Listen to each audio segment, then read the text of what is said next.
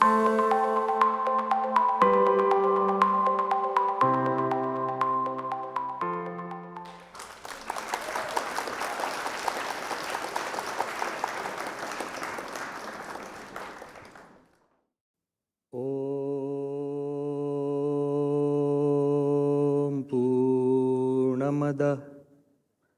Purnamidam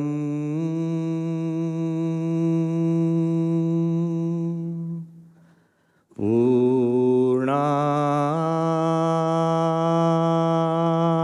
Purnamudachyate Purnasya Purnamadaya Purnamevavashishyate. Om Shantihi Shantihi Shantihi. With these ancient prayers for peace, for all the speakers before me and after me, but most importantly for all the listeners in this amazing auditorium and to the city of Tampa and the state of Florida. I'd like to explore today how conversations can create history. One man came to me and he said, Swami, that I've always had the most non-controversial conversation with my wife. And I said, that's magic. And he said that we've decided and we've agreed upon that she says what she wants and I say what she wants. But thinking about it, we often imagine that our world is shaped by power, politics, governments, by policies, money and machines. But quietly and steadily across time, the simple everyday conversations that we have, they shape our lives in ways just as profound. Never underestimate the power of conversations, because conversations have ended wars. Conversations have rewritten laws. Conversations have actually generated and opened up new horizons. The core of the oldest scripture in the world, the Rig Veda, are all conversations.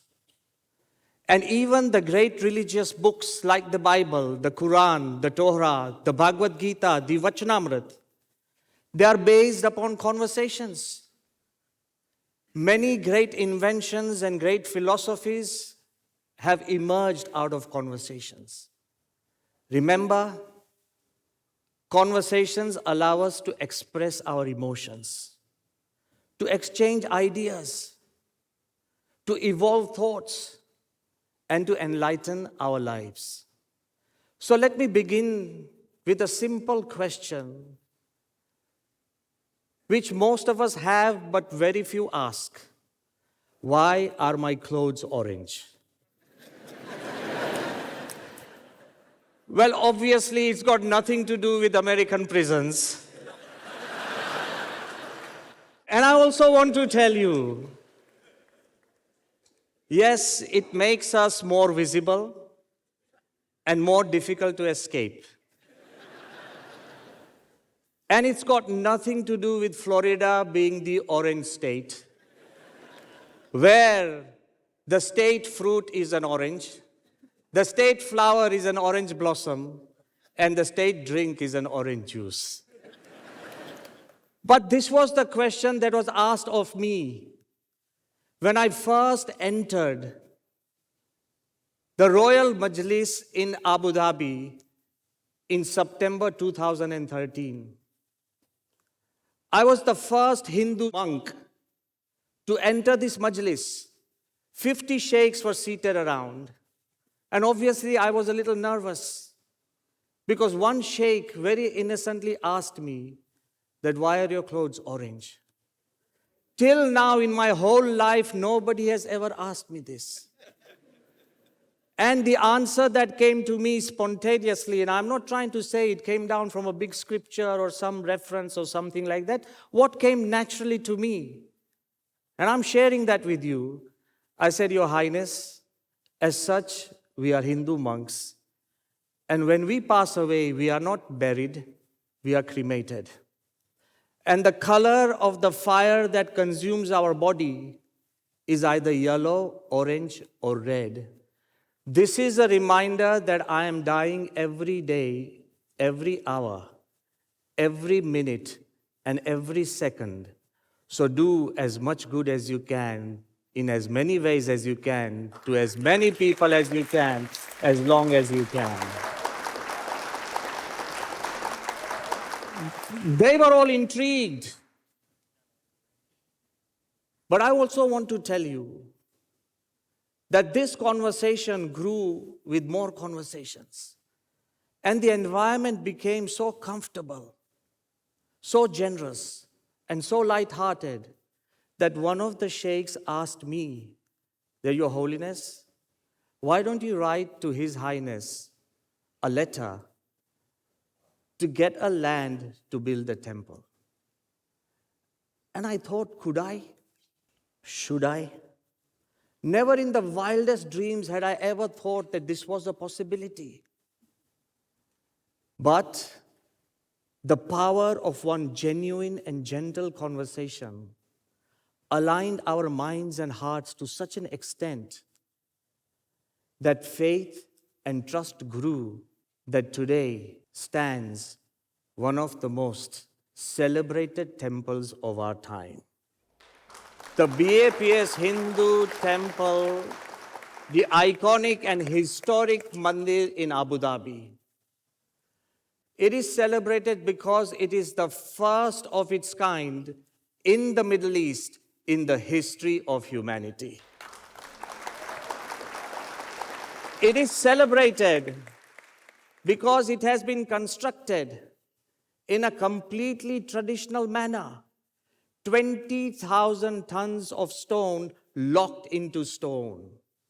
Some 30,000 pieces of carved stone, hand-carved by 5,000 craftsmen. It is celebrated because it revives 10,000 years of Indian art, culture, and values in these times. It is celebrated because it is environmental friendly. Mark my words, in this age and time, no steel has been used for its foundation or its structure. And every wooden crate that carried the stones has been repurposed and reconstituted to create a food court without cutting a single tree. It is celebrated, I wanted to emphasize, it is celebrated because 2.5 million people, this is Abu Dhabi, this is UAE, this is not India, 2.5 million people and global ambassadors and defense attaches from over half of the globe have come and called it a spiritual oasis for global harmony. But perhaps just one number sums it up. On the day it was opened on 14th February 2024, in the presence of His Holiness Mahant Swami Maharaj, the Creator, and India's Prime Minister Narendra Modi, and His Excellency Sheikh Nahyan Mubarak Al Nahyan, more than 64 billion digital imprints across the world welcome this temple. We can understand the impact of one creation. Calling it a moment of history, the Minister of External Affairs of India, Dr. S. Jaishankar, he wrote to me Your Holiness, this is like a Cinderella story, a fairy tale more real than real. You are turning fairy tales into reality. In times to come, there will be legends about Swaminarayan saints having conversations with Islamic kings, just as there are legends about Buddhist monks having dialogues with Chinese emperors. It literally feels like a fairy tale, or a wonder, or a miracle. Do you know why? Because at a time when the world is polarizing, when religions are isolating, when countries are localizing, a temple that unifies minds and hearts itself is awe-inspiring. It's incredible. But behind the creation of this incredible temple lies simple, everyday conversations that you and me have. I want to emphasize the power of a conversation. I've just chosen 3 simple conversations which will actually reveal the importance of what we say and what we think. One conversation happened in the heat of the desert with nothing around. The second conversation happened in an open corridor with everyone around. The third conversation happened in the silence of a palace with no one around. The first conversation taught me how to believe in the impossible. You may have heard of this word often and often, again and again, but how to believe in the impossible. It was on 5th April 1997.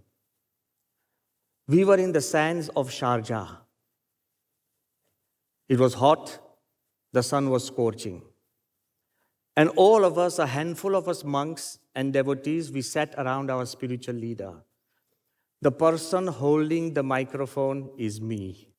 And we were discussing why it was impossible or inappropriate or unthinkable to visit Abu Dhabi in orange clothes. Not because there were rules and regulations that we could not go, but because of perhaps the word in the air or imaginary and phantom fears. At that time, in a sandstorm, our spiritual leader, His Holiness Pramukh Swami, he said a prayer. And the prayer was, may the world live in harmony, free from hate and prejudice. And may a mandir in Abu Dhabi bring countries, cultures, and religions closer together. It was his private conversation with the divine. But it was a prayer not for himself, but for the unity of the world. For a moment, all of us laughed. I too, took it as a fun thing, a joke, that something that's impossible, it's always fun for us. But I want to confess in front of you, as time passed, and as minds changed and friendships grew, my heart started echoing with these words louder and louder. This conversation taught me to believe in the impossible. At a time when everything was negative, he could pray for a positive outcome. At a time when a temple in the Middle East was unthinkable, he could pray for his creation. I want to tell all of you, faith is believing in the things you can't create. And the reward of faith is creating the things you believe in. There is nothing so strong and nothing so powerful as self-belief. Each one of you in this hall. Even if you leave this hall with a single self-belief, even in the impossible, see the miracle. So there is nothing so strong and nothing so powerful as self-belief, because someone may take your job. Someone can rob your home. Someone can steal your money, possessions, and position. Someone can ruin your name and fame. But nobody can touch your self-belief It is something nobody can strip, steal, or rob. It is sacrosanct, and it has the power to rejuvenate yourself. I do believe that it was this self-belief from the first conversation, but despite my belief was strong, everyone did not share that belief. Because almost 1,000 people told me that it is impossible to build a temple of this scale and this form in the Middle East. And they were all my good friends, well-mannered, well-wishers, and well-meaning people. But still, I had a choice, whether to listen to 1,000 no's or a single yes. And I chose to listen to a single yes, and 1,000 no's became a yes. Go by your heart. You don't need to listen to the noise of the world sometimes. And as we went on, but the other challenge was not the challenge outside us, the challenge within us. Because it was easier to get the approvals, to get and plan the concepts and to create the temple. But the challenges within were what? The experts. You know, the experts say that the shape of the bee is so unaerodynamic that it can never fly, but bee is the one that keeps buzzing around. So the experts and the historians told me that, Your Holiness, a temple like this in the Middle East is a no. And I said, why? He said, but history says so. The centuries have taught us that it is challenging. I'm using the words very wisely. It is challenging, it is delicate, it's difficult, and it's complicated for religions and cultures to coexist. But then I want to tell you, just because it was not possible in the past, it doesn't mean we have to resign to the fact that it will be impossible in the future. One conversation, that's the second conversation, it was a 2-minute conversation in the open corridors of Gandhi Ashram in Ahmedabad that actually came to my rescue. It was on 27 January 1995 that Nelson Mandela, the legendary leader of South Africa, a great champion of peace and harmony, someone who had been wrongly and wrongfully jailed for 27 years. He had come to the Gandhi Ashram to pay respect to Mahatma Gandhi, and this is the place where Mahatma Gandhi lived. And during that time, walking down this corridor, surrounded by hundreds of people, I had just 2 minutes with him. And I asked him, Mr. Mandela, that you have had more than your fair share of bitterness, some of the most traumatic experiences of hurt, hate, and humiliation. With so much bitterness in your life, how do you feel now that you are free? And you know what he told me? He said, Your Holiness, the day I left prison, I left all my bitterness behind. Otherwise, I would still be in a prison. He said, let the past be where it belongs, in the past. Otherwise, we will have no future.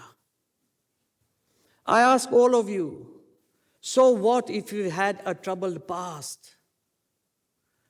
That doesn't mean you cannot set things right in the present. So what if we had wars and battles, clashes of civilizations and cultures and countries in the past?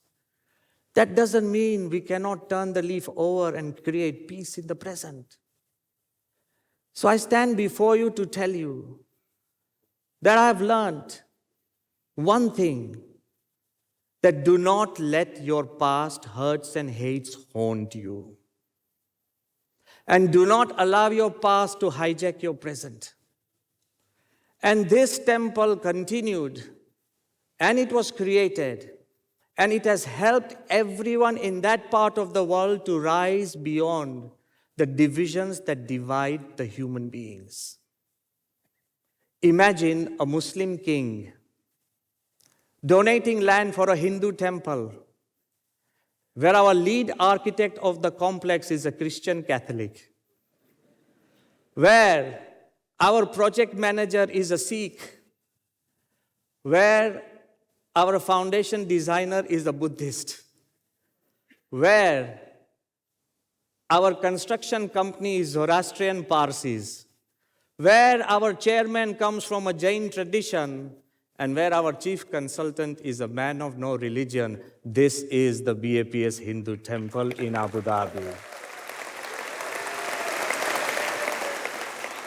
And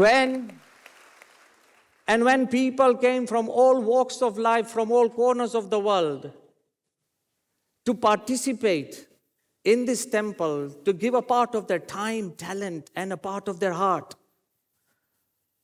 what I stand before you to tell you, when people give selflessly, there is no limit to what you and I can achieve.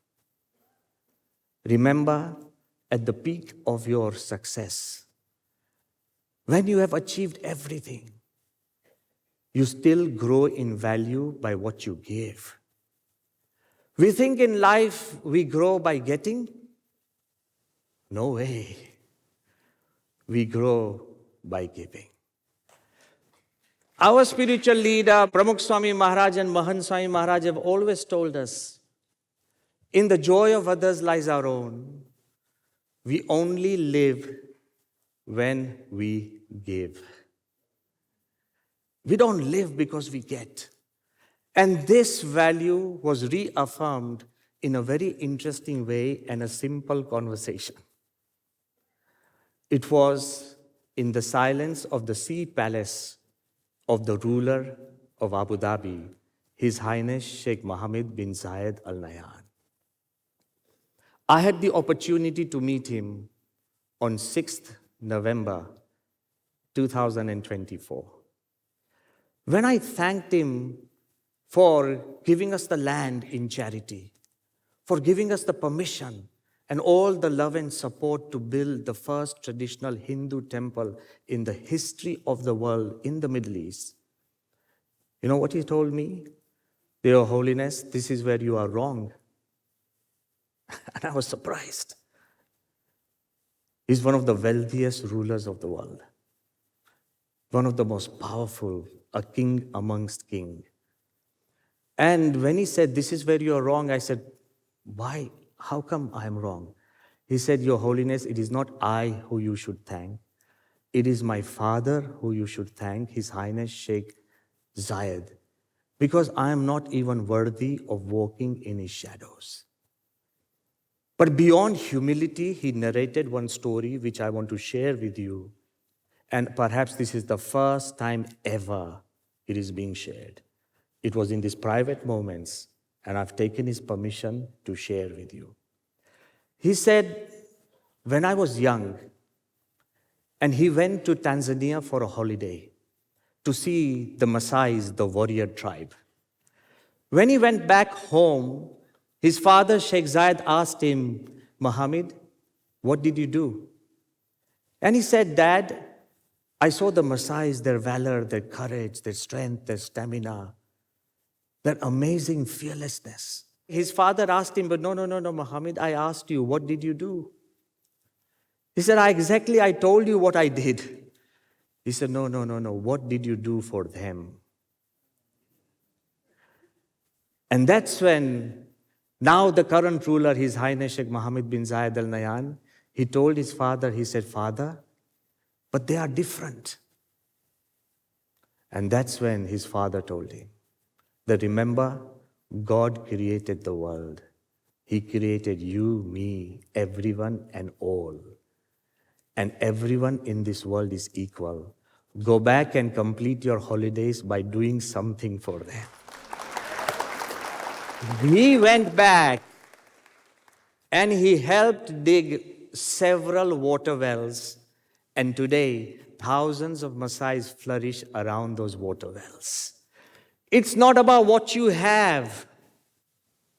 You have the world and you have the kingdom. It's about what you give. This idea of giving. The BAPS Hindu temple in Abu Dhabi teaches us how to believe in the impossible. It teaches us to rise beyond the past and accept the future. It teaches us to give beyond ourselves. But it has become a center of conversations for generations, for compassion, for kindness. Remember, it's not about famous words and famous speeches. It's about everyday words with everyday conversations. If I ask you, you're a learned audience, that think of the most famous speeches of the world, instantly by habit, your mind will start flipping through the pages of history. And you'll tell me, Your Holiness, I have a dream by Martin Luther King Jr. in 1963. Abraham Lincoln's Gettysburg Address in 1863. We shall fight on the beaches by Sir Winston Churchill in 1940.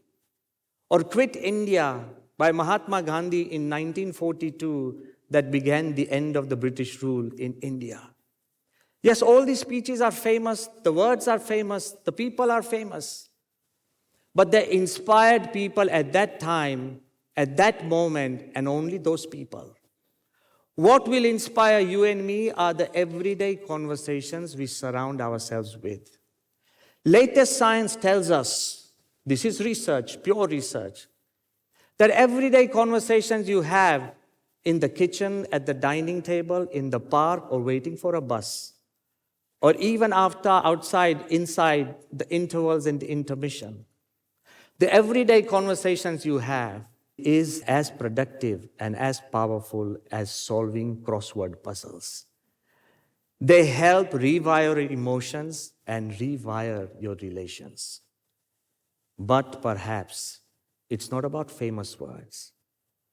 Perhaps this one line by a boy with no name, with no country, no parents, and no future. Perhaps his one line will awaken all of us. I remember in the early days of the Russia-Ukraine war, India's Prime Minister called us and said, please set up a refugee camp on the border of Poland and Ukraine. And thousands of people, Indian students and all refugees came to our camp. As thousands of people crossed over from Ukraine to Poland, amongst them there was this one 9-year-old boy, a Ukrainian boy, whose parents were still fighting the war and he had come with the neighbors. Walking 10 days in freezing weather, -7, not having bathed or brushed his teeth, the moment he came to our camp, he gestured for a toothbrush. Just a toothbrush. One of our volunteers, Ravi Patni, gave him a toothbrush. The boy hugged him. Just to cheer him up more, they did a video call with me. To enliven him, I just asked him, what do you want to be when you grow up? You ask a little child what he or she wants to be when they grow up, and they will enter or jump into a world of fantasy. But to my surprise, this boy looked at me with innocence in his eyes. And he did not say he wanted to be a footballer or a farmer or a doctor or an engineer or a pilot or an astronaut. He simply said, I just want to be kind when I grow up. Perhaps herein lies a lesson that our whole humanity needs to hear. There's nothing wrong in turning our children into doctors and nurses and engineers and scientists. They are professional. But do not forget to turn our society in making it a little kinder. Let us today, in our conversations, let us be a little more kind to our planet, to our environment, to the people near you, your family, your children, your grandchildren, your friends. Let us be kinder to our own selves, because I want to end and tell you, Not all of us will get an opportunity to build an iconic or a historic building, but surely to rebuild our relationships, to rebuild our lives, to rebuild the lives of others is equally iconic and historic. Make a better version of yourself. And when you make a better version of yourself, there is nothing under the sky that you need to do. I want to tell you, even if you forget everything I've told you, please don't forget the color orange. We have little time on this earth. Let's make goodness and kindness infectious. Thank you very much.